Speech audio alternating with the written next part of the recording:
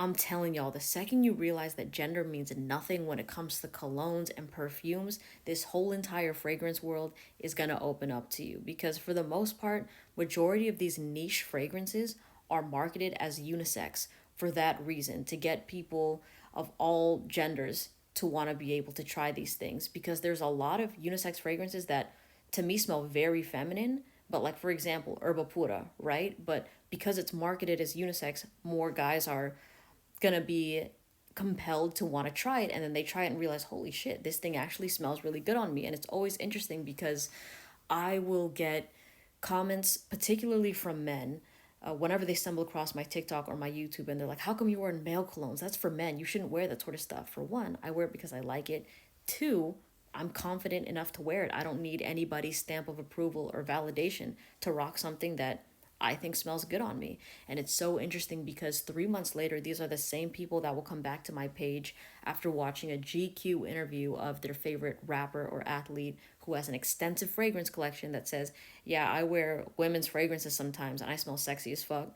And I'm going to keep doing it because, I'm bold like that. And most people aren't bold like that. And when they hear somebody say that, like, oh, well, I want to be bold too, I want to wear that too, and then they try wearing it, you don't need to wait for someone's stamp of approval. The reason that there's that labeling with most fragrances in like Sephora and stuff, and the reason these brands do it is because it's just easier for people to navigate the stores. And they're like, okay, well, I know I should be in this general area. But even once you're in the niche game, the second that you go into Sephora and Ulta, you're gonna realize that, okay, you know what, let me try things that are in the women's section, let me try things in the men's section, and you're gonna find out, damn, some of this shit smells sexy as fuck on me. For example, I had this dude, one of my subscribers, that I think he bought like a men's fragrance, but it came with three samples. It was Delina, Good Girl, and Black Opium. And he told me that he's somebody that doesn't like anything going to waste. So he wore those fragrances to work. And he was like, I have never gotten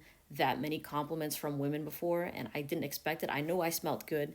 And it wasn't in a way where they're like, oh my God, like, wow, you smell really good. What's that perfume? I want to wear it. Like, they were literally thirsting over how good he smelled with these fragrances that are marketed to women. But most guys aren't like, well, not even most, like 99% of guys are not going to try these fragrances because they're so scared of the thing that says women, perfume. Y'all, nobody gives a fuck when they're actually around you. Are you carrying the bottle? Are you carrying the box with you that says for women or for men? You're not. The smell is going to also vary from person to person. Skin chemistry is a big thing. And again, it's just all about how confident you are. So, of course, if you don't have the confidence to do this stuff, then don't.